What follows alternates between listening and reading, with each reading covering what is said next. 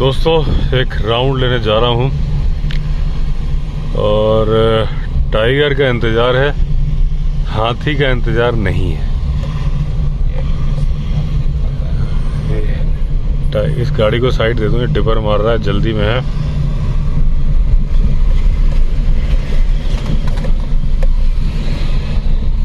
Back to back गाड़ियों का रेला है एकदम।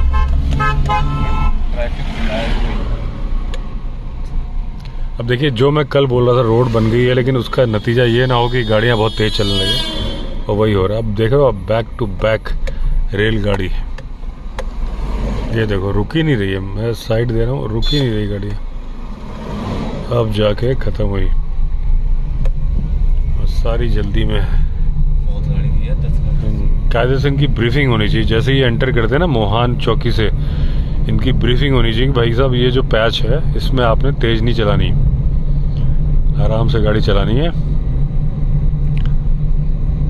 तो टाइगर का दोस्तों बस ये जो मैं आपको अक्सर बताता हूँ कि जो शिफ्ट होती है टाइगर की 6 बजे से 12 बजे की, थोड़ी देर बाद वो शिफ्ट ख़त्म हो जाएगी। अगर शिकार नहीं मिला तो टाइगर दूसरी शिफ्ट में काम करेगा। देखिए बाइक निकल गई, यानी कि अब मैन ईटर का आतंक एकदम ख़त्म है। मोहान इलाके में 8 टाइगर्स थे, आजकल 6 टाइगर्स हैं। लेकिन ये देखिए 3 व्हीलर जा रहा है, तो जो 6 टाइगर्स हैं लेकिन उनका आतंक नहीं है। मतलब जो बदनाम होता है उसी का नाम होता है।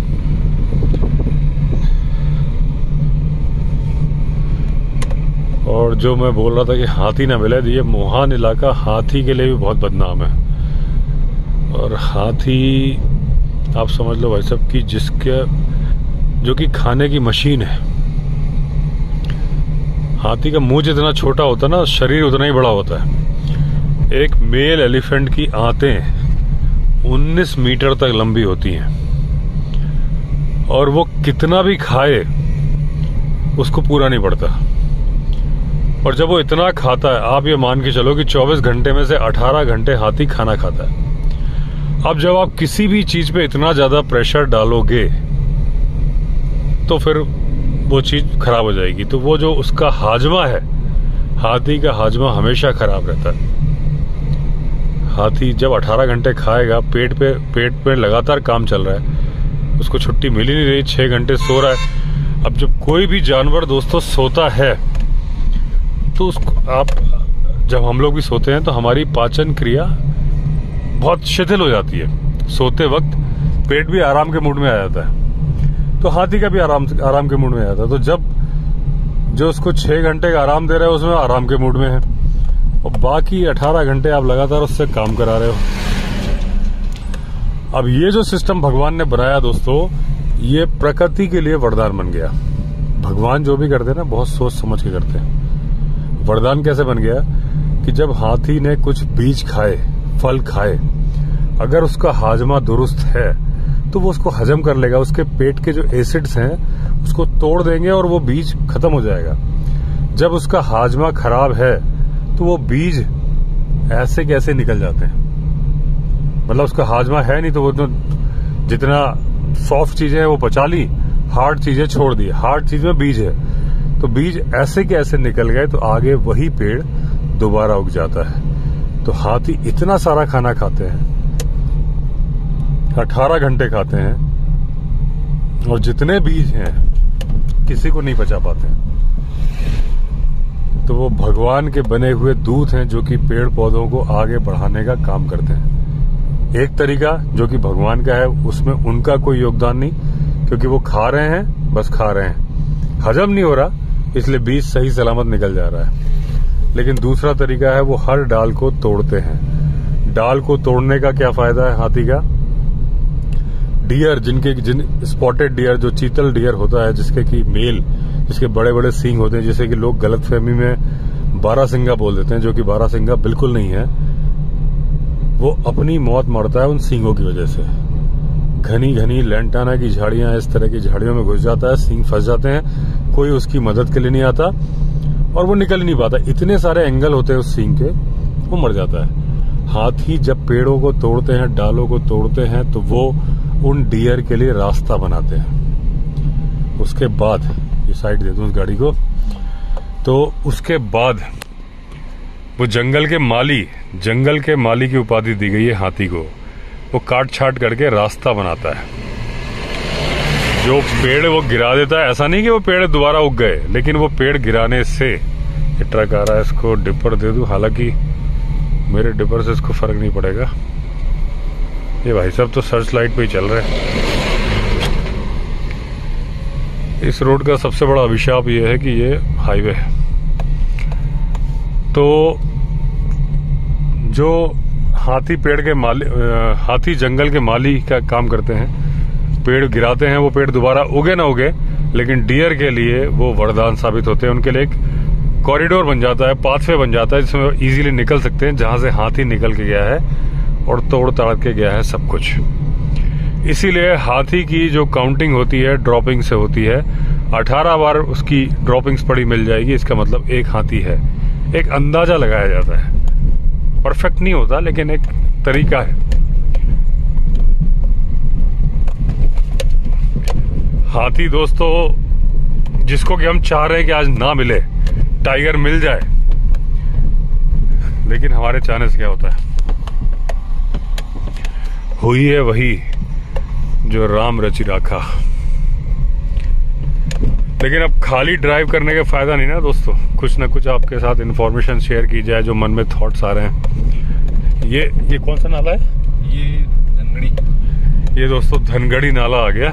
धनगढ़ी गेट जो कि ढिकाला का एंट्री पॉइंट है। यहाँ पे अभी भी कंस्ट्रक्शन चल रहा है।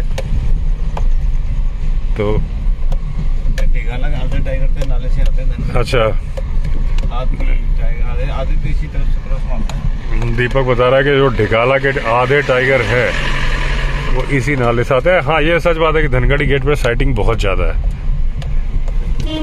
ओ सॉरी, मैंने हॉर्न बजाया, रात को नहीं बजाना चाहिए था, लेकिन आदत से मजबूर। तो दोस्तों, आज का टॉपिक हमने उठा लिया है हाथी के बारे में, तो उसी के बारे में बात करेंगे कि हाथी दोस्तों, उसकी सूंड के बारे में तो आपको मालूम ही होगा कि सबसे ज्यादा मसल्स का पैकेट है। हाथी की सूंड सबसे स्ट्रांग होती है इसकी बॉडी की। लेकिन उसके तलवों की बात करें, पैर के तलवों की बात करें, तो हाथी के तलवे इतने सॉफ्ट होते हैं कि वो किसी तरह की आवाज नहीं करते उसके चलने में। हालांकि एक छोटे से छोटा कांटा हाथी को गड़ जाता है, एक छोटी से छोटी मक्खी हाथी को काट सकती है, उसकी स्किन पर जरा सी चोट भी महसूस होती है। अब आप सोचो, जब महावत अपना अंकुश उस पर गाड़ता है तो उसे कितनी तकलीफ होती होगी। और वो जो हाथी जो कि उस महावत को पता नहीं कहां फेंक दे, वो उससे डरता है। उसे लगता है कि ये मुझे कंट्रोल कर रहा है, मेरा बॉस है, ये तो पता नहीं क्या कर देगा। एक आजकल शेर चल रहा है, जब डर पता चला तभी ताकत पता चली। तो जब उसको मालूम चल जाता है कि भैया ये महावत तो मेरे सामने कुछ भी नहीं है, तो उसको करार दे दिया जाता है पागल हाथी का। वो पागल नहीं होता, बस उसे मालूम चल जाता है कि असली किंग तो वही है। ये दोस्तों, ये राइट हैंड साइड में था ना, ये धनगढ़ी गेट था। थोड़ा आगे तक जाएंगे फिर वापस आ जाएंगे। तो टाइगर के मिलने का इंतजार है, लेकिन हाथी का इंतजार नहीं है।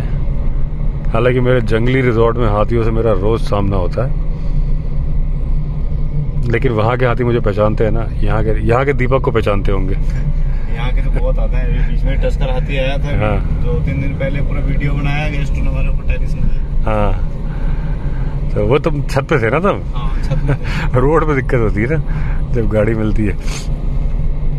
तो दोस्तों, हाथी के पैरों का बता रहा था। हाथी के तलवे में उसी तरह के निशान होते हैं जैसे कि हमारे होते हैं ना, जैसे हमारे हाथों की लकीरें होती हैं, वैसी हाथी के पैरों पे भी लकीरें होती हैं। बड़े सॉफ्ट होते हैं और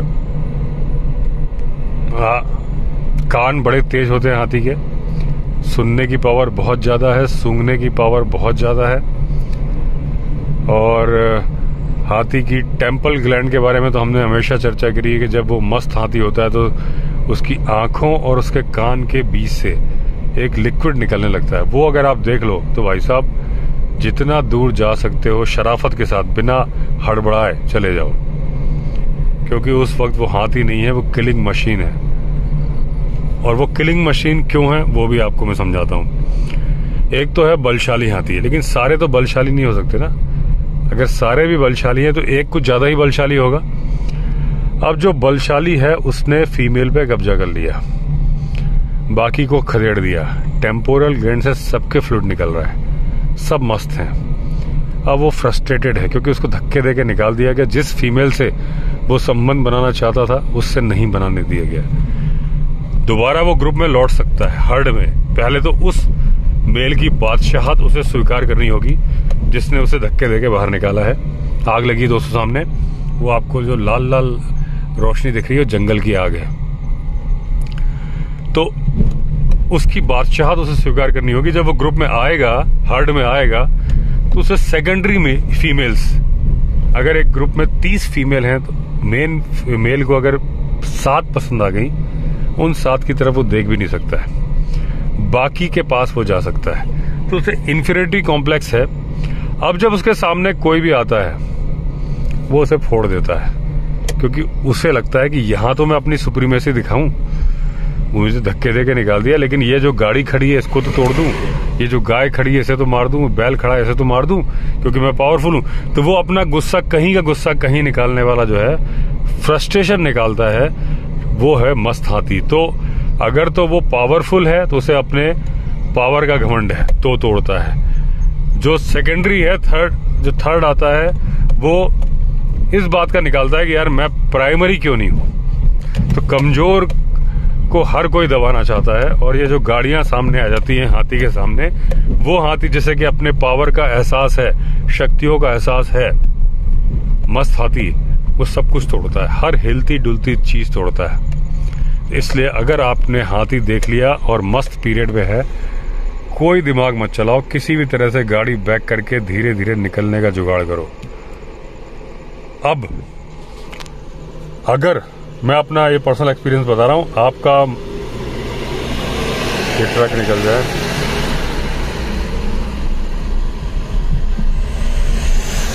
मैं अपना पर्सनल एक्सपीरियंस बोल रहा हूं, लेकिन मानना ना मानना आपके विवेक पर आधारित है। मैंने कई बार बोला मैं भी आपका विवेक हूं, लेकिन आप ये ध्यान रखें ऐसा ना हो कि मेरी सलाह पे चल पड़े। लेकिन जो मेरा पर्सनल फील है, जिसके आधार पर मैं चलता हूं जंगल में दिलेरी के साथ, वो ये है कि जब हाथी बिल्कुल नहीं मान रहा और आप पे अटैक कर रहा है, तो डर के मरने से अच्छा है लड़ के मरना। सीधे आप उस पर चार्ज कर दो, अपनी गाड़ी लो। मेरा व्यक्तिगत मान्यता है, व्यक्तिगत बार बार बोल रहा हूं, ये सलाह नहीं है, एक्सपीरियंस शेयर कर रहा हूं। आप जैसे ही गाड़ी उसकी तरफ दौड़ाओगे हाथी भाग जाएगा। Attack is the best defence, लेकिन वो लास्ट उपाय होना चाहिए। अब जब भाग के मरना है तो टकरा के मरो। इसका एक एग्जांपल देता हूं। हमारे जंगली रिजॉर्ट के रास्ते की बात है, एक 3 व्हीलर आ रहा था, ऋषिकेश के जो 3 व्हीलर है हरिद्वार ऋषिकेश के ब्लू कलर वाले, वो आ रहा था। हाथी तेजी से चार्ज करने लगा। अब 3 व्हीलर आप समझ सकते हो ना, उबड़ खाबड़ रास्ते में कैसे तो अपना बैलेंस बना के चल रहा है। अब उसके बाद में वो रिवर्स में कैसे जाए उसको कुछ नहीं सूझा। हाथी चार्ज कर रहा था, इसने फट फट फट फट कर जो आवाज निकलती तेजी से दौड़ा दिया उसकी तरफ।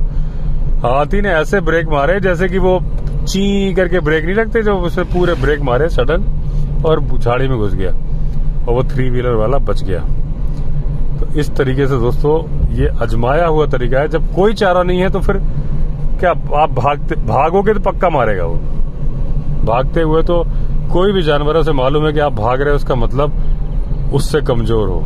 चार्ज करते हुए जब चाहे वो टाइगर हो चाहे लेपर्ड हो, अगर आप उसकी तरफ चार्ज करोगे 1 मिनट के लिए वो ठिठक जाएगा, घबरा जाएगा, यार ये कौन बंदा है जो मेरे ऊपर चार्ज कर रहा है। तो ये मेरी व्यक्तिगत सलाह है जो मैं अपने ऊपर आजमाता हूं। आप बिल्कुल मेरी सलाह पे मत आजमाना।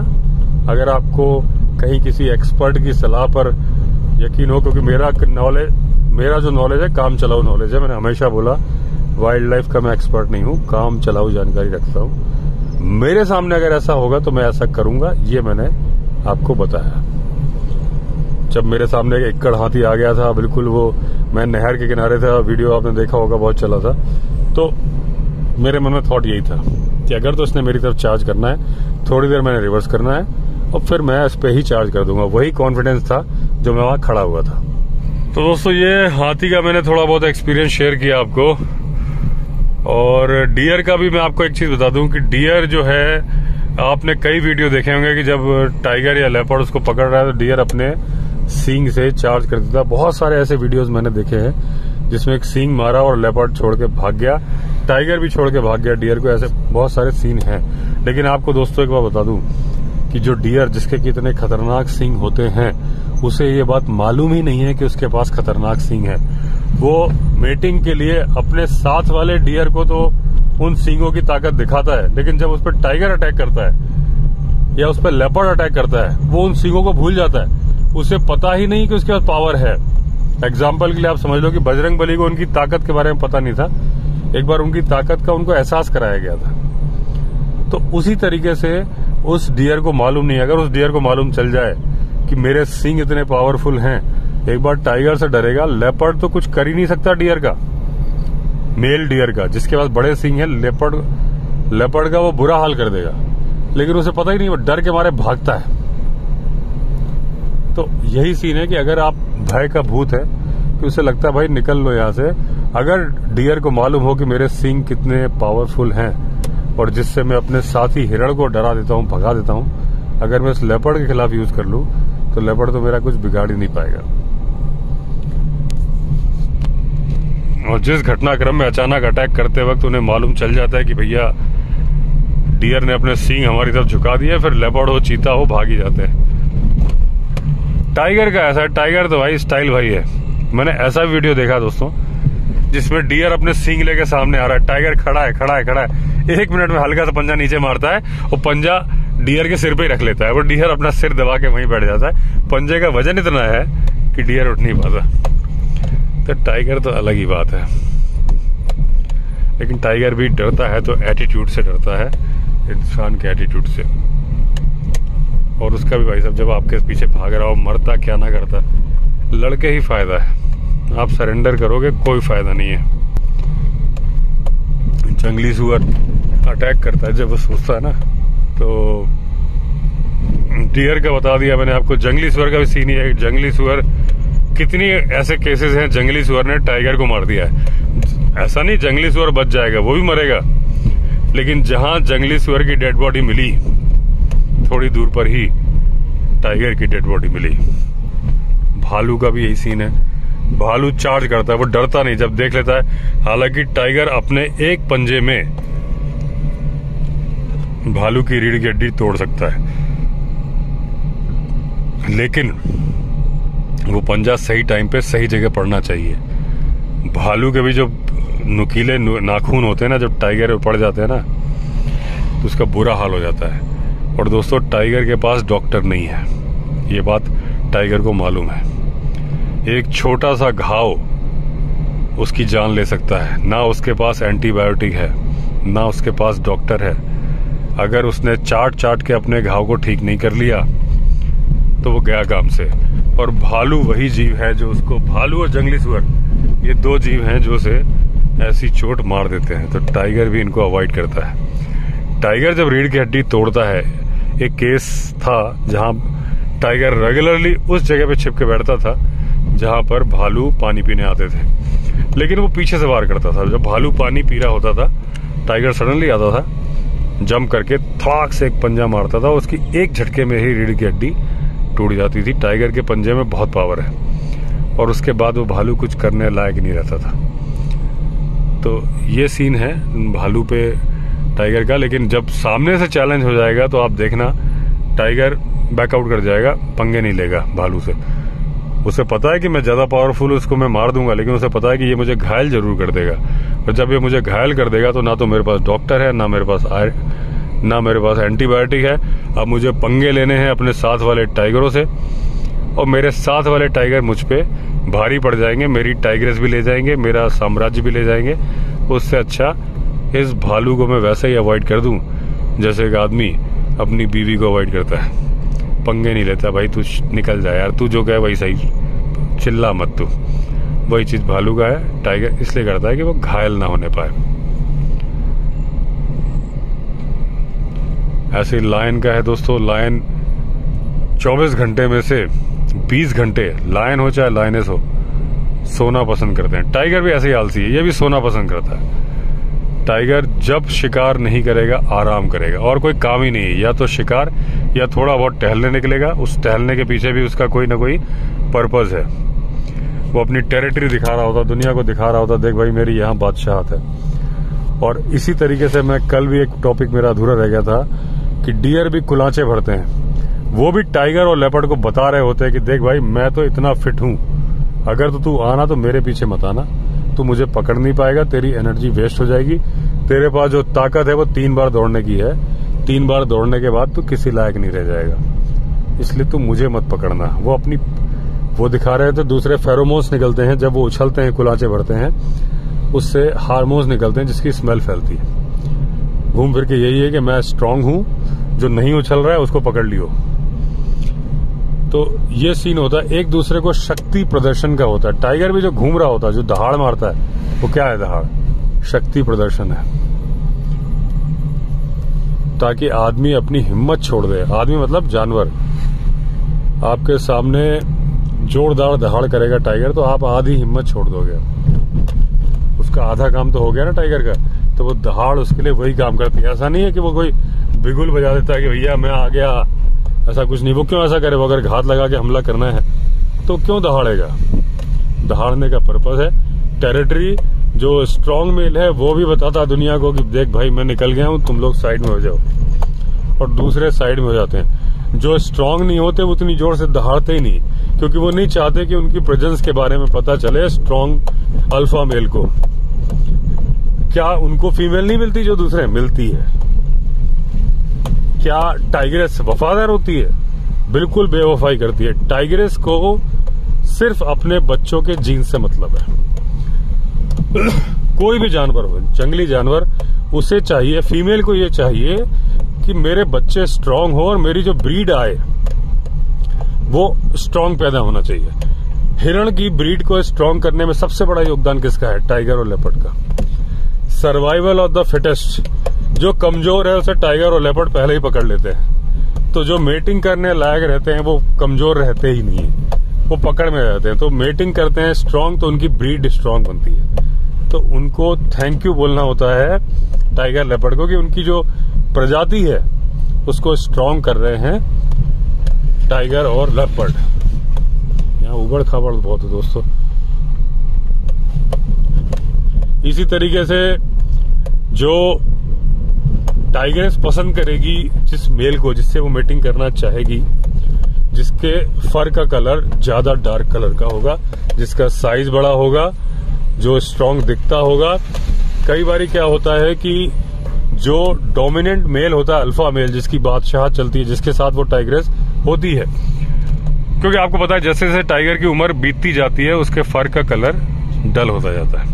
अब अगर एक टाइगरेस 3 साल से किसी टाइगर के साथ रह रही है तो उसके फर का कलर डाउन हो गया और एक नया मेल आ गया है उस इलाके में जो कि स्ट्रांग भी है, जिसके फर का कलर भी अच्छा है, लेकिन वो भी इतना स्ट्रांग नहीं हुआ कि वो चैलेंज कर सके अल्फा मेल को। तो टाइगरेस को डोमिनेंस तो बर्दाश्त करनी है अल्फा मेल की, लेकिन वो मेटिंग करना चाहती है उसके साथ। तो वो क्या करती है? मॉक मेटिंग कर लेती है अल्फा मेल के साथ और मौका चुरा के उस मेल के साथ भी मेटिंग करती है जिसके साथ वो करना चाहती है। ऐसे ही अगर आप, क्योंकि यहाँ टाइगर्स आजकल भले ही टाइगर साथ में रहने शुरू हो गए, आजकल ये इनका बिहेवियर चेंज हो गया। जैसे अभी मैंने कल परसों लखपत सिंह रावत जी का इंटरव्यू लिया था, वो भी बता रहे थे कि उनको 4 लेपर्ड एक साथ दिखे जो कि सारे अडल्ट थे, 2 मेल 2 फीमेल थे, बच्चे नहीं थे। मैंने भी रिसेंट एक किस्सा उसी वीडियो में बताया था कि जब 4 टाइगर साथ में राजा जी नेशनल पार्क में शिकार कर रहे थे, अभी 3-4 महीने पहले की बात है, फॉरेस्ट वालों ने देखा था, उनमें से कोई बच्चा नहीं था, मेल फीमेल थे। अब टाइगर को इस बात का एहसास हो चुका है कि भाई एकता में ही शक्ति है। तो जो वो लायन का बिहेवियर था बहुत, जो कई सैकड़ों साल पहले लायन समझ चुका था, टाइगर धीरे धीरे उसी राह पे आ रहा है। साथ में एक दूसरे के समन्वय के साथ ये शिकार करते हैं। अब जब लायन की बात करेंगे, लायन में आपको पता है कि भाई 1 या 2 मेल होंगे और उनके साथ में कई सारी फीमेल होंगी। और वो जो फीमेल होती हैं वो एक दूसरे की बहन होती हैं, बड़ा भाईचारा होता है उनमें, एक दूसरे के बच्चों को दूध भी पिलाती हैं, एक दूसरे का ख्याल भी रखती हैं। लेकिन लायन तो हर वक्त मेटिंग के लिए तैयार है। फीमेल क्या करती हैं कि ये मेटिंग के लिए जब देख लेती है सारी साथ में करना चाहती हैं, जबकि अलग अलग अगर एक हर्ड में 2-3 मेल हैं और 20 फीमेल हैं तो अलग अलग टाइम पे प्रेग्नेंट हो सकती है, लेकिन नहीं, वो ऐसा नहीं करती। वो प्रेग्नेंट होती एक ही टाइम पे, ताकि उनके बच्चे एक ही टाइम पे हों और वो दूध पिलाना, पालन पोषण की एक लाइनेस शिकार पे चली गई, दूसरे उसके बच्चों का ख्याल कर ले। बच्चों का एक तो आप देखना, कभी भी आप प्राइड देखोगे लायन का, तो लायन के प्राइड में आपको बच्चे एक ही उम्र के मिलेंगे।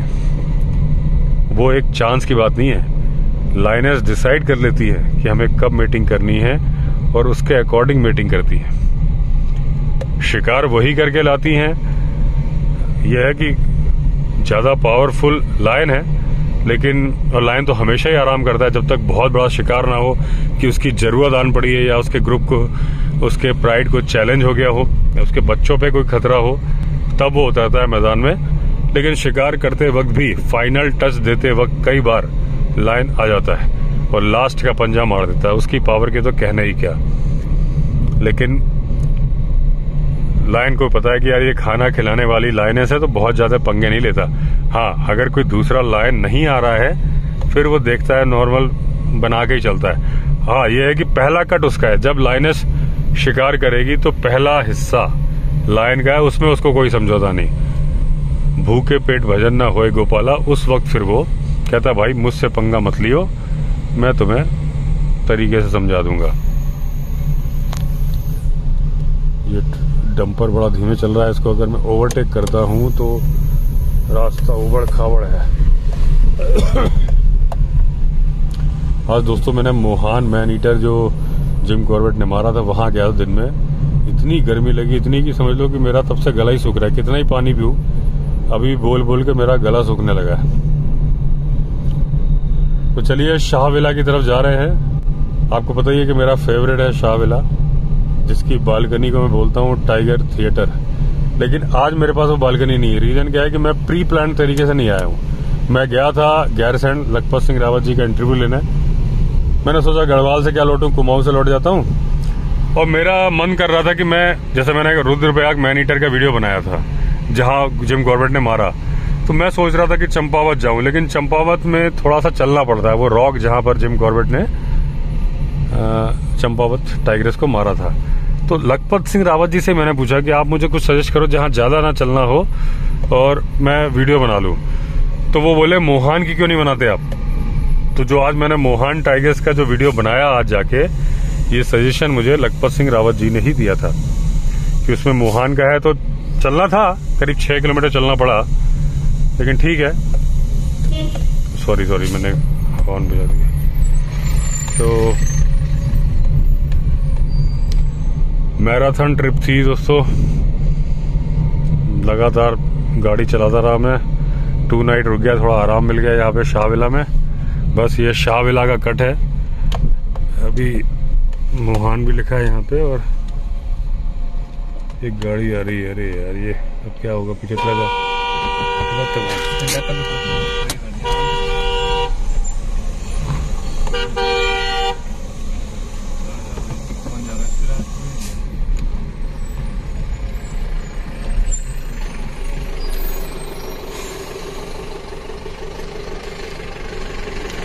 दोस्तों अपना कट आ गया, मुझे थोड़ा गाड़ी बैक करनी है और ये ट्रक जा रहे हैं, तो मैंने कहा भाई तुम निकल जाओ।